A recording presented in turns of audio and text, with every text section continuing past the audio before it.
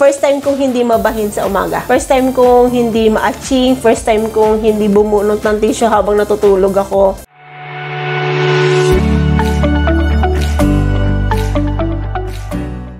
And today's video, ang ipapakilala ko sa inyo ay ang bago kong partner! Tadaan! Yes, ang bago kong co-partner ay ang Young Living Essential Oil. Bali, pang-anim na gabi na naming magkasama kasi na-receive ko siya noong August 16, Sunday, and today is Friday, August 21. Sobrang excitement ko, hindi ko na siya na-unbox. Pero, ipapakita ko sa inyo kung ano yung laman ng box and ano yung mga essential oils na nagamit ko na. So, bakit ako excited at bakit ako masaya dito sa essential oil? Kasi, asthmatic ako. Sobrang hirap na hirap ako sa paghinga. Lalo na ngayon summer dito sa Qatar, sobrang init. Napapagod na rin ako uminom ng gamot, ng antihistamine, ng magsingot-singot ng Ventolin. Actually, nung Wednesday, tumawag ako ng ambulance dahil hirap na hirap akong huminga. Ayaw kong pumunta ng ospital dahil nga sa sitwasyon natin ngayon. Ang maganda lang, sobrang blessed namin dito sa Qatar kasi pag tumawag ka sa ambulance, aasikasuhin ka nila at hindi ka nila iiwan ng hindi ka okay. Siyempre, dahil ambulance yon, hindi ka nila bibigyan ng extra medicine. Ang advice lang nila sa akin kapag may problema at nakaramdam ulit ako ng hirap sa paghinga, tawag lang ako sa emergency hotline. Pero nahihiya na ako. Ano ba yan? Lagi na lang akong tumatawag sa ambulance. So, nung Thursday, nahirapan na naman ako. So, I decided na, sumama na sa ambulance. Sabi nila, gusto mo bang sumama? Mas maganda sumama ka para ma-check up ka nila at mabigyan ka nila ng gamot. So, sumama ako. So, this year, bali parang 5 times na akong na-ambulance because of that asthma. Ang trabaho ko ay isa akong site secretary. Ngayon kasi nasa head office ako. Pero kapag naka-assign ako sa site, syempre construction yon. Kapag nagdidig or merong excavation, yan inaatake na ako ng asthma. So, may sabi sa akin ng friend ko, maganda daw na gumamit ako ng air diffuser para nakakapagpahinga ako sa gabi. Kasi sa gabi naman, ang problema ko, nandito na ako sa bahay, every 12 or 1 o'clock nagigising ako kasi simisikip yung dibdib ko. Chine-check ko yung AC naman, okay. Then yung electric fan ko naman, alam nyo may AC ako, may electric fan ako kasi gusto ko may parang naaamoy ako or may nalalanghap akong hangin. Pero yun, sumisikip pa rin yung dibdib ko. Tapos, nagkakaroon ako ng running nose. Lagi ako nababahin. Tawag na nila sa akin dito alarm clock kasi alam na nila kapag gising ako or maga na kasi bahin na ako ng bahin. Binibilang nila kung ilan yung bahin ko. Sa mga nakasama ko sa trabaho at pag napanood nila yung video na to, alam nila yun or matatawa sila. Kasi talagang literal, ang lakas kong bumahin at may bilang yon. Kaya hindi rin ako lumalabas kahit pag mag-grocery. Ayoko sumama kasi kapag nag-grocery sila or kami, pag napunta na ako sa station ng mga sabon at saka ng mga spices, automatic na yan, aaching na ako. Hindi na tinatanggap ng ilong ko. So, nahiya ako. Nagtitinginan yung mga tao. Nakaka-offend yung ganun. Pero, hindi mo naman may aalis. Siyempre, nakaka-alarma rin naman kasi, lalo na sa panahon ngayon, diba? So, mas pinipili ko magstay sa bahay. Ayun nga, pinagsabi sa akin na maganda na may air diffuser kasi para nalilinis yung hangin. Tapos, para masarap din yung tulog ko. Ang problema naman, di ba noong December dito sa Qatar, nag-sale ang mga humidifier tsaka diffuser. Merong 100 riyal. Meron pa nga 50 riyal, meron ka ng diffuser. Kaso nga lang, ang tinatry ko lang hapin yung essential oil na available sila doon. And ako, maati nga yung ilong ko. Nung paglanghap ko, hindi siya tinanggap ng ilong ko. Kahit maliit yan, pero sensitive yan, maarte yan. Para siyang sinusundot ng karayom. Hindi rin ako bumili kahit nag-sale yun. So, yun nga, yung churchmate ko, meron din pala siyang asthma at ang nakapag-comfort sa pakiramdam niya yung Young Living Essential Oils. Sabi ko, hindi naman practical na gumastos ka ng ganun kamahal para lang sa oil, 'di ba? Lalo na kung tayo lang yung kumikita, parang hindi ka maglalaan ng $165 plus shipping fee. Parang hindi ka mag-spend ng ganun kalaking pera para lang sa oils. Pero sabi ko, kung nakaginhawa sa kanya, baka sa akin din, 'di ba? Kasi syempre, kung ako naman yung magkakasakit, sino magtatrabaho sa amin, 'di ba? Mas lalong lalala lang. So, yun. Nag-order ako sa kanya. Ang una kong ginamit ay ang lavender. Sa first day ko pa lang siya nagagamit. Ang sarap na agad ng pakiramdam ko. At first time kong hindi mabahin sa umaga. First time kong hindi ma-atching. First time kong hindi bumunot ng tissue habang natutulog ako. First time ko. First time ko yon talaga. Pag nagbabakasyon ako, ang mama ay nagrereklamo sa akin dahil hindi na daw ako gumaling-galing. Ang ginagawa niya, lagi niya akong pinaglalaga ng oregano. Gumagaling naman ako. Hiyang ako sa lagundi, sa mga halaman gamot. Pero saan ka naman kukuha ng mga halaman gamot dito, diba? So, ipapakita ko sa inyo yung laman ng box. Ito yung box ng Young Living diffuser, yung kasama sa PSK.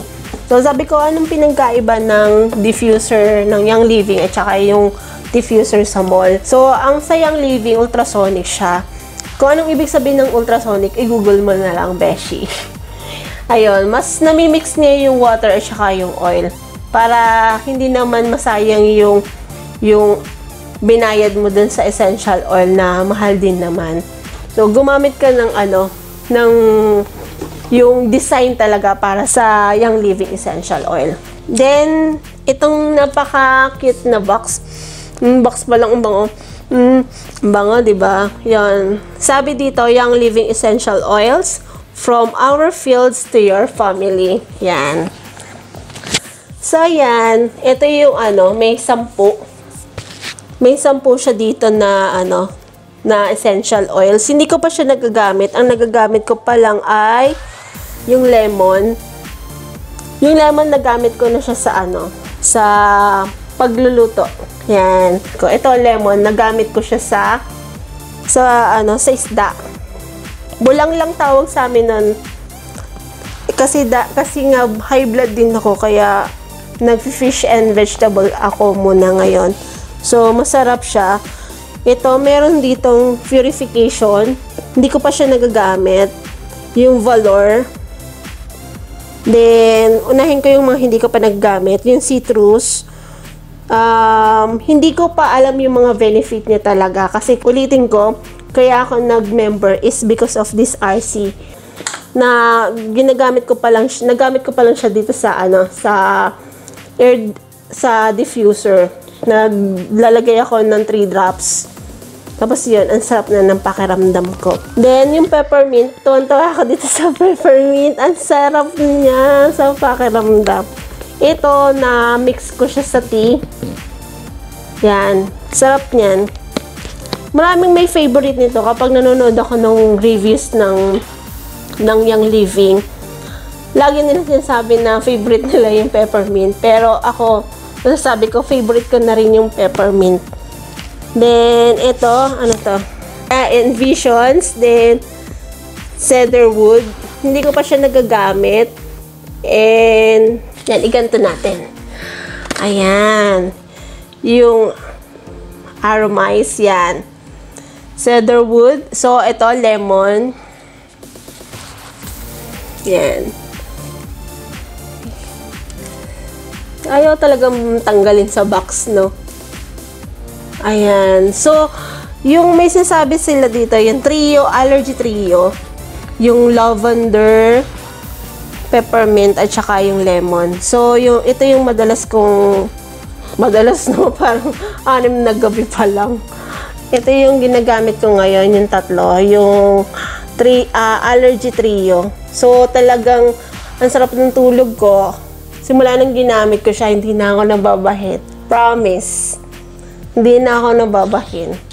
Tapos ito, yan. Ito. Yan. So, ito, nainom ko na yung isa. Masarap siya. Kapag ito medyo maasim, kasi fruit siya. Hindi ako mahilig sa juice. Kasi kapag umiinom ako ng juice, nag-acid ako. Nag-acid reflux ako. Ewan ko, ang arte, no? Meron ditong deep relief. So, babasahin ko pa yung mga benefit nito.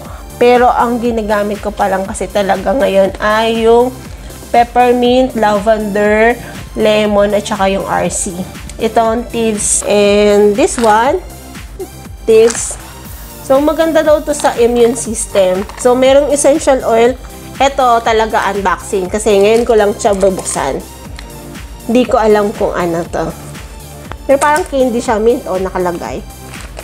So, ito talaga yung unboxing.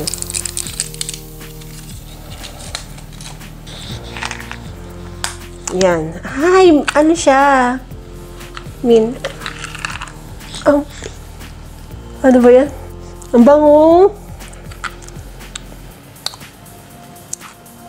Sarap. Actually, marami siyang health benefits. Hindi ko pa lang siya ma-share sa inyo kasi hindi ko pa nababasa yung manuals niya. So, meron siyang ganitong manuals na kung saan meron kang guidelines para saan yung essential oils. Ayan. So, kapag may nararamdaman ka, meron kang guidelines kung ano yung magandang gamitin. Then, meron pala dito na iba pang laman. Sa bukod dun sa manuals na to, na kasama ng kit na box, meron din essential oils, classic comfort food. So, merong recipe. Nakakatuwa, di ba? So, yan.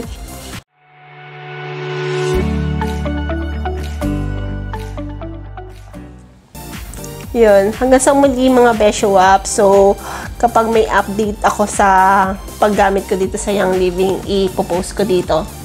And, syempre, tuloy pa rin tayo sa content natin. And, hope you like this video and supportahan nyo yung channel ko. Please subscribe and don't forget to hit the bell button para lagi kang updated. Bye-bye!